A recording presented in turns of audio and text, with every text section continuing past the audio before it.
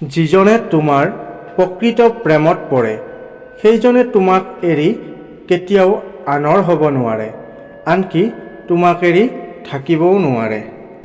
পৰিস্থিতি যেনেকুৱাই নহওক কিয় সি তোমাৰ কাষত থাকিব আৰু তোমাক ভৰসা দিব। সি কেতিয়াও এৰি নাযায়। অকলে আহিছোঁ অকলেই যাম, মাথো বাই যাম জীৱনৰ নাও।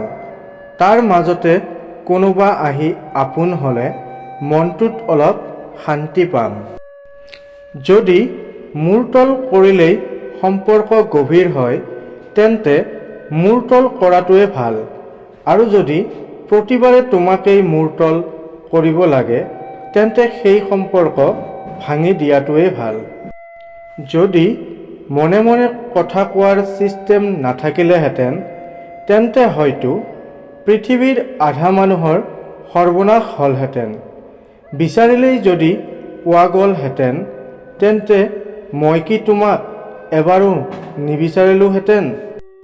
যিজনে তোমাক কষ্ট দিয়ে সেইজনক দিয়া এই 3টা উপহাৰ। নম্বৰ 1, তোমাক কোনোবাই আঘাত দিলে তুমি তোমাৰ মাৰ লগত বন্ধুত্বপূৰ্ণ সম্পৰ্ক গঢ়ি তোলা, কাৰণ এই পৃথিৱীত মা এনে এজন ব্যক্তি যিজনে তোমাক নিস্বাৰ্থভাৱে ভাল পায়। নম্বৰ 2, যিজনে তোমাক কষ্ট দিয়ে সেইজনক ভগৱানৰ কথা মনত পেলাই দিয়া যে মই ভগৱানৰ ওপৰত বিশ্বাস ৰাখোঁ, তেওঁ নিশ্চয় এইটো এটা পৰীক্ষা লৈছে।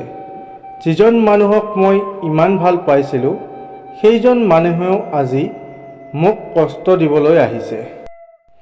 যিয়ে তোমাক কষ্ট দিয়ে সেইজনক তুমি দিয়া ভালপোৱা নিশ্চয় এদিন তোমাৰ ভালপোৱাই সেইজনক সলনি কৰি দিব আৰু তোমাক কষ্ট দিব নাহিব।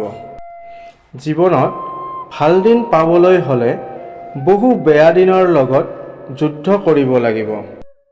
যিজন মানুহ ভিতৰি ভিতৰি ভাঙি যায় তাক শান্ত কৰি ৰখা, আৰু যিজন মানুহে আনৰ মন ভাঙি যায় তাৰ পৰা আঁতৰি থাকা।